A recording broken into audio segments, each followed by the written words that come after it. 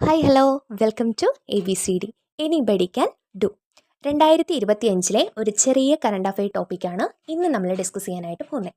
2025 Nehru trophy വള്ളംകളി ഒരു important ടോപ്പിക്കാണ്. ഓക്കെ, അപ്പോൾ സ്റ്റാർട്ട് ചെയ്യാം. 2025 നെഹ്റു ട്രോഫി വള്ളംകളി എത്രാമത്തെ നെഹ്റു ട്രോഫി വള്ളംകളിയായിരുന്നടാ? 71ാമത് നെഹ്റു ട്രോഫി വള്ളംകളിയായിരുന്നു. 71ാമത് നെഹ്റു ട്രോഫി വള്ളംകളി. ആരാ ജേതാക്കളായത്, അല്ലെങ്കിൽ ഒന്നാം സ്ഥാനം ആരായിരുന്നു? വിയ്യപുരം ചുണ്ടൻ, കൈനഗിരി വില്ലേജ് ബോട്ടിന്റെ വിയ്യപുരം ചുണ്ടൻ. രണ്ടാം സ്ഥാനം കരസ്ഥമാക്കിയത് നടുഭാഗം ചുണ്ടൻ. ബോട്ട് ക്ലബ് ഏതാ? പുന്നമട ബോട്ട് ക്ലബിന്റെ നടുഭാഗം ചുണ്ടൻ.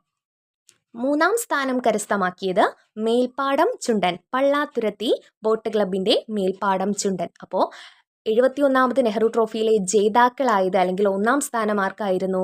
കൈനഗിരി വില്ലേജ് ബോട്ടിന്റെ വിയ്യപുരം ചുണ്ടൻ. കഴിഞ്ഞ പ്രാവശ്യത്തെ അറിയാലോ, 70ാമത് നെഹ്റു ട്രോഫി വള്ളംകളിയിൽ ജേതാക്കളായത് ആരാണ്? കരിച്ചാൽ ചുണ്ടനാണ്. അപ്പോൾ 71ാമതില് വിയ്യപുരം ചുണ്ടൻ. രണ്ടാം സ്ഥാനമാണെങ്കിലോ നടുഭാഗം ചുണ്ടൻ, പുന്നമട ബോട്ട് ക്ലബിന്റെ നടുഭാഗം ചുണ്ടൻ. ഇനി മൂന്നാം സ്ഥാനം മേൽപ്പാടം ചുണ്ടൻ, പള്ളാത്തുരുത്തി ബോട്ട് ക്ലബിന്റെ മേൽപ്പാടം ചുണ്ടൻ. ഈ 71ാമത് നെഹ്റു ട്രോഫി വള്ളംകളിയുടെ ഭാഗ്യചിഹ്നം എന്താണ്? വള്ളം തുഴഞ്ഞു നീങ്ങുന്ന കാത്തു എന്ന കാക്കത്തമ്പുരാട്ടി. അപ്പൊ ഭാഗ്യചിഹ്നം എന്താണെടാ? വള്ളം തുഴഞ്ഞു നീങ്ങുന്ന കാത്തു എന്ന കാക്കത്തമ്പുരാട്ടി. ഇനി ഈ ഭാഗ്യചിഹ്നം തയ്യാറാക്കിയത് എസ് അനുപമയാണ്. ആലപ്പുഴ വട്ടയാൽ സ്വദേശി എസ് അനുപമയാണ് ഈ ഭാഗ്യചിഹ്നം തയ്യാറാക്കിയത്.